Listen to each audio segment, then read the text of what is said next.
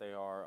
Definitely with Bowling Green's defense and there's other defenses in the MAC that have played these really tough teams and just keeping them without scoring a ball as far as from Ohio to Bowling Green, like I said, Northern Illinois. I feel like that defense is really becoming like something that's becoming big in the MAC.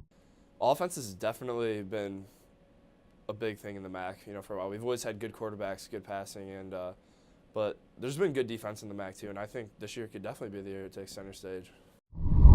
Well, I think that's a twofold question. I think people always told me that when I first came into the league, this is an offensive league, this is an offensive league, and I've kind of, as I've studied it and looked at it, I kind of disagree. I think the teams that have the best defenses are the ones that end up winning the championships, and I know that's an old adage, but you look even this year, Bowling Green led the league in defense, and Northern Illinois the last couple of years has been in the tops in defense, and I really think that there's a lot of really good explosive offensive players in this league, and I think that coaches are willing to maybe not be so conservative. I think that's why you have a lot of numbers.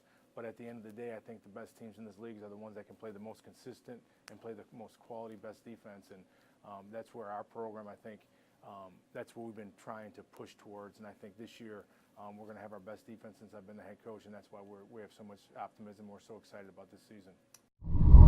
For sure, and I'd say, I'll start with this defense wins champion. I was going to say MAC championships because that's what's on my mind right now. But they win championships, and I'll even mention you saw that with the Seattle Seahawks.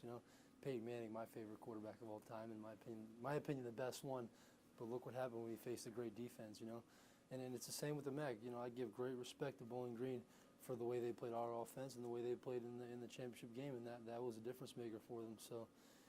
And absolutely, everyone loves to watch a great quarterback like Jordan Lynch, Joe Licata, and great running backs like Brandon Oliver, Alex Newts, Those guys are electrifying and fun to see, but I feel like at the end of the day, the team with a great defense is the one that wins the championship.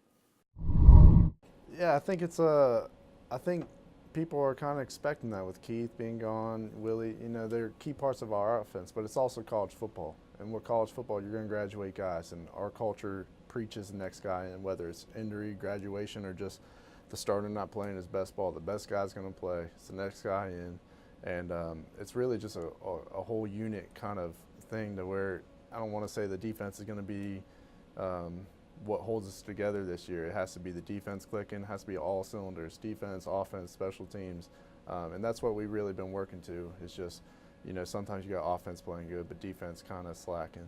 Defense playing good, offense kind of slacking. You have to be clicking on all three cylinders, and that's what the best teams do. That's what championship teams do, just really all getting together and making a team effort. I think when you look at it and you talk about, two first-round guys on the defensive side of the ball this year, I think with the offenses improving, there's only one way for the defense to go is to improve. And, myself being a defensive guy, those are things that we got to make sure that we keep up with is, because there's so many explosive offenses in this conference, our defense has got to make sure that we stay up. That's what we've been training for in the off season. Like we're focused in. We're trying to do some big things this year, so we're gonna have to see later on if we could accomplish those. But no doubt, that's what the off season. I felt like we made major steps in achieving those goals.